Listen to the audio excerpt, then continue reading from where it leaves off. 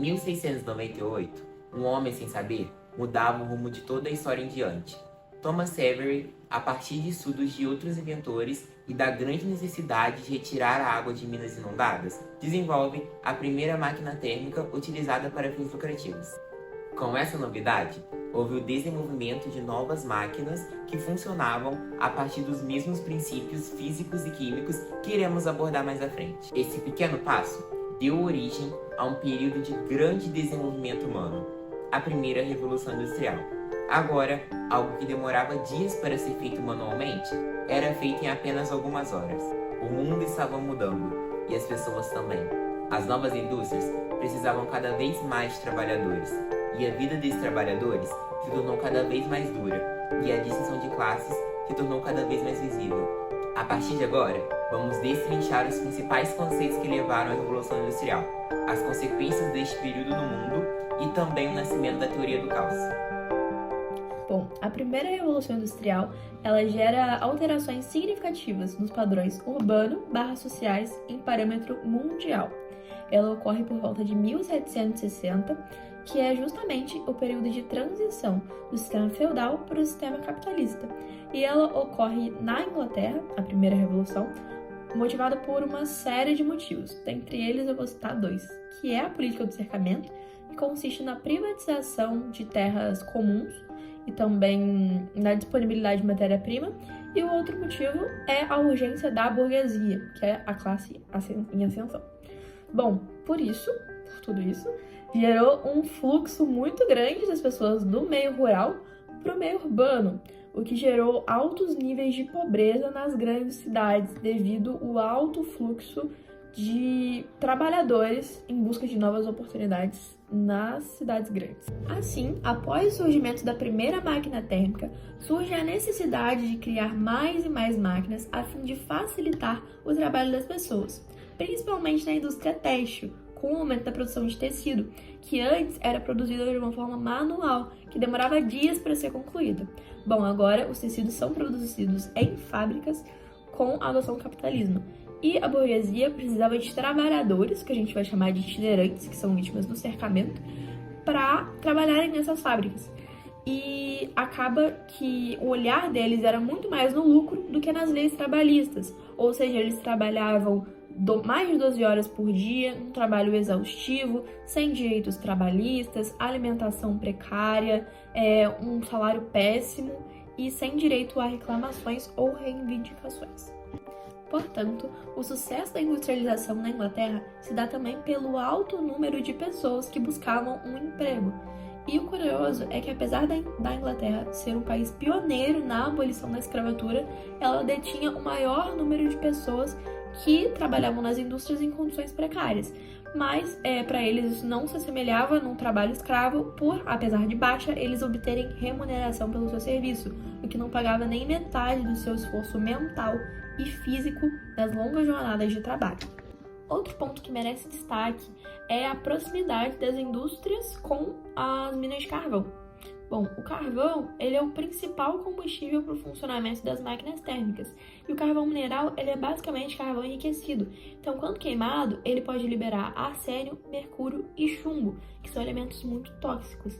E isso vai ser melhor abordado ao longo do vídeo, e a gente vai falar também sobre as consequências disso para a nossa atualidade. A proximidade com as minas gerou uma maior agilidade no transporte de carvão mineral, além do aumento da produção, também de outras matérias-primas ali próximas às fábricas. Por isso, a localização da indústria é um fator extremamente decisivo no crescimento dessa indústria ou não. Durante todo esse período citado da primeira Revolução Industrial, infelizmente, ocorreram diversas tragédias e acidentes em decorrência da ausência de direitos trabalhistas. Muitos homens, mulheres e até crianças foram acidentados ou até mortos nas fábricas. Infelizmente, a expectativa de vida nessa época era muito baixa. As pessoas não chegavam nem ao menos à terceira idade para ser contabilizada no número de mortos. E toda essa opressão e baixas condições de vida gerou posteriormente às pessoas mais novas que tinham mais tempo ou às futuras gerações um sentimento de mudança e de querer assegurar os seus próprios direitos e os direitos das gerações futuras. Com isso, as pessoas começaram a se juntar, iniciou os comícios, sindicatos, para que hoje nós pudéssemos ter todos os nossos direitos assegurados por meio disso. De acordo com a primeira lei da termodinâmica, a energia não pode ser criada ou destruída, apenas transformada. A partir desse princípio, alguns inventores desenvolveram máquinas capazes de transformar a energia térmica em energia mecânica. Como vimos anteriormente, esse novo desenvolvimento tecnológico proporcionou avanços socioculturais e também tecnológicos da época. Agora veremos o funcionamento dessas máquinas. O processo de combustão atua liberando energia na forma de calor. Para que esse processo ocorra é necessário o comburente, CO2, e o combustível, que durante a primeira revolução industrial foi o carvão mineral, muito abundante na Inglaterra do século XVIII. As reações de combustão são chamadas reações exotérmicas, pois a energia produzida é liberada para o meio externo. Veja agora um exemplo de reação de combustão. Neste caso, o carbono, está sendo oxidado pelo O2, que é o agente oxidante desta equação. Dentro da caldeira, a energia liberada pela combustão faz com que as moléculas de água aumentem seu grau de agitação, já que as ligações de hidrogênio são rompidas com o aquecimento das moléculas. Neste processo, o vapor é adicionado dentro do cilindro. De acordo com a segunda lei da termodinâmica e o princípio do trabalho de expansão, a adição de partículas de água dentro do sistema gera um aumento de pressão que, consequentemente, empurra o cilindro, gerando trabalho. Após o vapor empurrar o pistão, a energia térmica é convertida em trabalho mecânico, de acordo com a primeira lei de conservação de energias. O pistão volta à sua posição inicial, seja pela adição de uma mola ou pela força da gravidade. Agora, o vapor é liberado para dentro do condensador, onde se condensa em água, esta que é reutilizada dentro do sistema. Ao falarmos sobre as consequências do advento das máquinas térmicas, não podemos pensar apenas na criação de novas indústrias e no êxodo rural. Existem inúmeros fatores pouco abordados, ou que não costumam vir ao nosso pensamento quando estudamos sobre a primeira revolução. Agora, iremos abordar alguns deles e a relação que essas consequências têm com a sociedade que conhecemos hoje. No início do vídeo, falamos um pouco sobre os desdobramentos do uso do carvão mineral. Atualmente, sua queima se tornou um grande emissor de gases poluentes, ocasionando o aquecimento global. Quando queimado, o carbono é convertido em dióxido de carbono e o hidrogênio em água. Como o dióxido de carbono é um gás causador do efeito estufa, que até certo ponto é natural e benéfico, com o agravante da poluição, que é gerada pelo carvão mineral e outros combustíveis fósseis, como o petróleo, o efeito estufa ocasiona aquecimento global. Isso ocorre por conta do acúmulo do dióxido de carbono e metano na atmosfera. Eles agem como uma manta que bloqueia a passagem do calor, fazendo com que a temperatura interna do planeta aumente consideravelmente. Quando falamos de industrialização, sem dúvidas o maior avanço que notamos é na economia mundial. No gráfico a seguir, podemos ver como a partir de 1900, com o fim da primeira revolução industrial e início da segunda revolução industrial, notamos um aumento considerável no PIB per capita em economias industrializadas, em destaque para os Estados Unidos, em amarelo. Quando falamos sobre economia, devemos entrar no debate entre comunismo e capitalismo. Ambas essas políticas econômicas só foram devidamente definidas após a primeira revolução industrial, e o capitalismo vem primeiro com a exploração do trabalhador para gerar um lucro ao dono da fábrica. Pelo fato de ser uma política abusiva, muitos lutaram contra esse sistema, mas sem ter uma solução para colocar no lugar. Um jovem alemão chamado Karl Marx, ao se pegar pensando sobre políticas capitalistas e ao enxergar a exploração dos trabalhadores, desenvolve suas teorias sociológicas e o comunismo, que viria a ser adotado por algumas potências atuais. Das teorias de Marx, podemos destacar a base de seu pensamento, de que a história das sociedades humanas sustentam na luta de classes. O constante conflito entre o burguês e o proletariado é o que gera os direitos e a evolução humana. Marx, com o materialismo histórico, teorizava que o capitalismo produziria tensões internas, que levariam à autodestruição, ocasionando em uma sociedade comunista sem distinção de classes. Essa sociedade seria fundada pelos próprios membros das classes trabalhadoras que conquistaram o poder político e econômico. O pensamento de Marx inspirou inúmeros outros pensadores, em diante, sendo apoiadores de Marx ou contrários às suas teorias. Agora imagine se em 1698 Thomas Savery não tivesse mostrado ao mundo o advento de sua máquina térmica que ocasionou no seu aprimoramento, no nascimento da Revolução Industrial, no surgimento de novas teorias sociológicas, na descoberta de novos elementos da tabela periódica, nos estudos no ramo da eletricidade, na construção de ferrovias, que revolucionaram a forma de transporte de pessoas e cargas, surgimento dos fertilizantes químicos e a invenção do telefone na segunda revolução industrial, que pela primeira vez ligou todo o mundo. Tudo isso foi desencadeado pela criação de Savery, e este só chegou em seu advento graças a milhões de eventos anteriores. E nada disso seria possível se o homem não tivesse descoberto o fogo. E a explicação para tudo isso é a teoria do caos. A teoria do caos teve início oficialmente na década de 1960, 2 séculos após os acontecimentos da primeira Revolução Industrial. O meteorologista Edward Lorenz foi o personagem principal na descoberta dessa intrigante nova área da ciência. Lorenz, ao observar o comportamento do clima, notou que pequenas diferenças nos valores iniciais dos cálculos resultavam em previsões totalmente distintas ao longo prazo. Por mais que as mudanças fossem desprezíveis, como a diferença entre 1,10 e 1,01, desencadeavam resultados drasticamente diferentes. Edward ficou curioso com essa sensibilidade extrema às condições iniciais, o que fez com que se aprofundasse em seus estudos, desenvolvendo o então conceito do efeito borboleta. Dessa forma, dando origem à teoria do caos. Todos os processos naturais evoluem na direção que leva ao aumento da entropia. Isso é o que diz o terceiro enunciado da segunda lei da termodinâmica, que também pode ser escrito como: todas as coisas evoluem de modo a aumentar a desordem. A princípio, para entendermos claramente o que de fato a teoria do caos quer nos dizer, é preciso que se tenha um conhecimento prévio acerca dos conceitos de entropia, já que estes estabelecem uma relação dialética com a teoria do caos.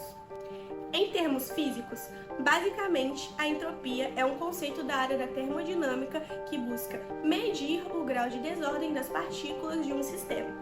Nesse caso, podemos entender as palavras entropia e desordem como sinônimos, já que quanto maior a desordem de um sistema, maior é a entropia do mesmo. Enquanto a entropia está relacionada à desorganização de um sistema, a teoria do caos está relacionada à imprevisibilidade. Ela diz que é impossível prever as consequências que serão ocasionadas futuramente por determinada mudança, seja ela grande ou pequena, no início de um evento. Agora imagine que o vento que auxilia a subida de uma pipa até o céu, no Brasil, é o mesmo que irá futuramente ocasionar desastres naturais, como tornados ou furacões nos Estados Unidos. Isso se chama efeito borboleta. O efeito borboleta é um dos conceitos principais utilizados para explicar a teoria do caos. Em resumo, a teoria do caos, juntamente com o seu efeito borboleta, indica que variações que podem parecer insignificantes aos olhos de quem as vê, mais tarde poderão facilmente gerar mudanças drásticas, tanto num sistema físico quanto na própria sociedade, sem grandes possibilidades de que isso seja previsto e ou evitado, tornando o cenário imprevisível, caótico e desordenado. Apesar da teoria do caos parecer e ser vista mais como um conceito voltado para os processos físicos e precisos, que geralmente envolvem cálculos, também pode ser analisada de maneira mais profunda, de forma a se entrelaçar com as relações sociais e a movimentação da história. O desenvolvimento das máquinas térmicas durante a Revolução Industrial foi algo que, sem dúvidas, representou um grande salto evolutivo para a sociedade. As máquinas térmicas, como as máquinas de Thomas Savery, Thomas Newcomen e de James Watt, são grandes exemplos de aplicações da termodinâmica. Essas máquinas atuam transformando a energia térmica em trabalho mecânico, e é possível enxergarmos a presença do caos nelas, como no fato de que pequenas alterações nas condições operacionais, a exemplo da temperatura ou da pressão, podem levar a enormes mudanças no seu desempenho e até mesmo falhas que podem causar acidentes catastróficos. Além disso, o caos também estabelece uma conexão íntima com as transformações sociais, políticas e econômicas que acompanharam todo o processo de desenvolvimento das máquinas térmicas. O foco principal da Revolução Industrial foi a industrialização e o grande desejo de aprimorar o processo produtivo, o que nos leva a falar sobre a modificação que esses aspectos causaram na economia e na sociedade. O surgimento das máquinas foi algo que impulsionou a economia da Inglaterra. No entanto, também abriu espaço para que o caos se instaurasse, causando uma desorganização ou reorganização dos padrões antes estabelecidos, como o aumento expressivo da desigualdade social, o surgimento da classe operária, a frequente exploração do trabalhador e a saída do mercantilismo para o capitalismo, temas que foram profundamente abordados por Karl Marx. Algo que não há como contestar é que essas mudanças na estrutura social causadas pela Revolução Industrial são irreversíveis, porque uma vez que há uma mudança em toda a base e fundamentos da organização mundial, jamais haverá possibilidade de retorno ao que era antes. O progresso é o desenvolvimento da ordem. Isso foi dito pelo filósofo Auguste Comte e era a base da sua corrente filosófica, o positivismo. Se formos pela perspectiva do caos, podemos compreender o progresso como um movimento que causa desordem, justamente porque quando falamos sobre o progresso, é inevitável pensar nas grandes mudanças que vêm com ele, e as mudanças geram desconforto e conflito, o que faz com que o progresso não seja um caminho linear e ordenado, mas sim um processo caótico e incerto que leva tempo até atingir a estabilidade e, por fim, a ordem. Com base nisso, podemos concluir que o caos presente nas máquinas térmicas e nas turbulências do desenvolvimento humano nos ensina que o progresso e os grandes acontecimentos da história, como as revoluções, geram desfechos imprevistos e reformulam a ordem social de maneira que nunca possam ser revertidas. O progresso é inevitável e o caos é iminente. A partir do surgimento e da evolução das máquinas térmicas, podemos notar como um pequeno passo dado por um homem pode dar início a toda mudança na organização social, gerando novos desafios para a população. Estes desafios fizeram com que pessoas de diferentes países começassem a se questionar se aquilo realmente estava certo. Imagine que, se o homem não tivesse pensado e esquematizado uma máquina que apenas servia para retirar água de poços, tudo que conhecemos poderia ser completamente diferente, ou talvez nem existir. Isso é a teoria do caos. Obrigada por assistir o vídeo até aqui. Espero que esse pequeno conteúdo possa te fazer refletir sobre as pequenas coisas que você faz no seu dia a dia e sobre como o seu pequeno passo pode alterar toda uma era geracional.